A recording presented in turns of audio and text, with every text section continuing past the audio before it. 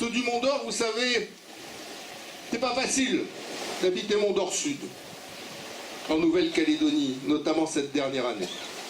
C'est pas facile d'habiter Mont d'Or Sud parce que chaque matin, quand vous prenez votre véhicule, quand vous allez travailler, quand vous emmenez vos enfants à l'école, vous vous dites peut-être que lorsque je vais traverser ces 3,5 km de route, la route qui jouxte la tribu de Saint-Louis, peut-être que comme d'autres avant moi, un caillou malheureux finira sur mon pare-brise. Peut-être qu'une balle viendra percuter mon véhicule.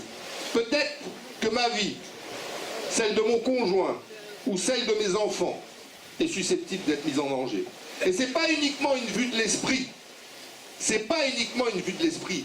C'est ce que vivent les gens du Mont d'Or, et notamment ceux de Mont d'Or Sud, depuis maintenant 8 mois. C'est leur lot quotidien.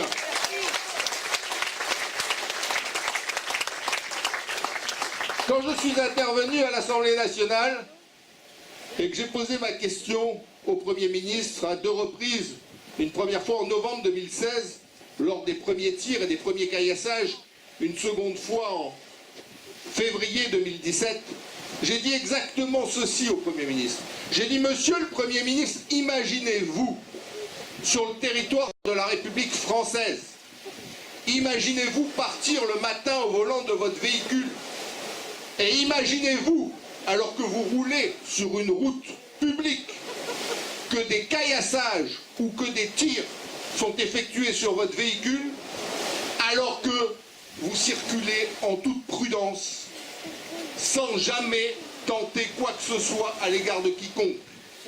Alors que tout simplement vous allez à votre travail ou tout simplement vous allez déposer vos enfants à l'école. Eh bien cette situation-là, Monsieur le Premier ministre, c'est pas une situation issue d'un roman, c'est pas une situation issue d'un film, c'est pas une situation issue de mon imagination. Cette situation-là, Monsieur le Premier ministre, elle se déroule en ce moment en Nouvelle-Calédonie, tous les jours, et pas moins de 16 balles ont été tirées sur des véhicules calédoniens qui jouxtaient la tribu de Saint-Louis. Monsieur le Premier ministre, est-ce que vous considérez que cette situation-là est acceptable? Est-ce que vous considérez que c'est normal que sur le territoire de la République française, des Calédoniens, des Français subissent cette situation? Eh bien, je vais vous dire, à l'Assemblée nationale, il y a toujours beaucoup de bruit quand on pose une question. On ne s'en rend pas compte à la télévision parce qu'il y a le micro. Et donc, on n'imagine pas à quel point il y a un brouhaha permanent avec ces 577 députés dans l'hémicycle.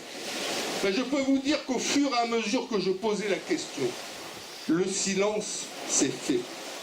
Le silence s'est fait parce que chaque député, j'en suis sûr, n'a pu s'empêcher de penser au fond de lui-même qu'une situation comme ça était inacceptable sur le territoire de la République.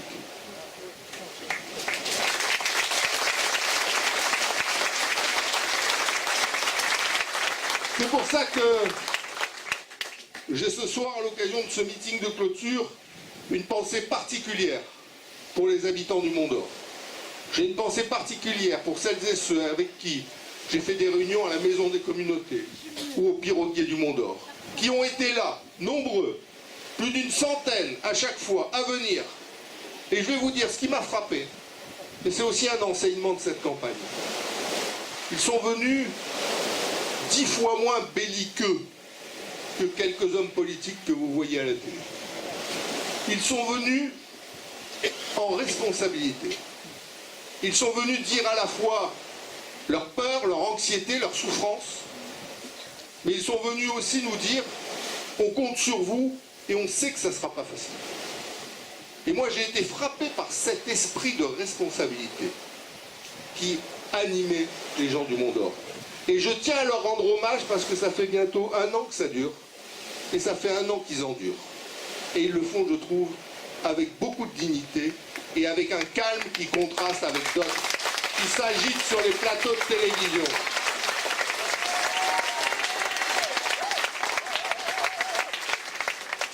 La situation aujourd'hui, et je conclurai là-dessus, la situation aujourd'hui a évolué, vous le savez. Beaucoup de jeunes délinquants que j'ai appelés des tueurs en puissance ont été arrêtés. Un dernier encore, il n'y a pas longtemps, il y a 48 heures, s'est rendu. Il n'en reste plus qu'un aujourd'hui, extrêmement dangereux encore. Ça veut dire que le passage sur cette route reste un passage dangereux. Il n'en reste plus qu'un qui est encore en liberté. Mais aujourd'hui, on a quasiment 19 jeunes de la tribu de Saint-Louis qui ont accompli des actes extrêmement dangereux, qui sont incarcérés au camp Est, et on en a 17 qui sont sous contrôle judiciaire. Donc je dirais que la majeure partie de celles et ceux qui troublaient l'ordre public ou qui voulaient attenter à la vie des Calédoniens sont désormais hors d'état de nuire. Ça ne veut pas dire pour autant, et je viens de vous l'indiquer, qu'il n'en reste pas encore quelques-uns, et notamment un qui présente des dangers pour la population. J'espère que très rapidement, il sera arrêté et incarcéré. Et je salue les forces de l'ordre, je salue les gendarmes qui ont fait pas moins de 71 descentes au sein de la tribu de Saint-Louis. Et chaque fois, vous vous doutez qu'on ne les accueille pas avec des fleurs, hein, ni avec des colliers. Je les salue parce qu'ils ont fait un travail extrêmement dangereux et qui, au fil du temps, même si ça a été trop long, bien sûr, parce que quand on vit ça au Mont d'Or, on le vit de manière douloureuse, même si ça a été trop long, aujourd'hui, ce travail, au fur et à mesure, malgré l'absence de renseignements donnés par les autorités coutumières, malgré l'absence de renseignements donnés par les autorités coutumières, ce travail a fini par produire ses fruits. Je sais qu'il est facile souvent de s'en prendre à la police ou à la gendarmerie. Là, en l'espèce, je crois que le travail qui a été effectué, même si elle a été long, mérite d'être salué. Merci aux forces de l'ordre de mener la mission qui est la leur.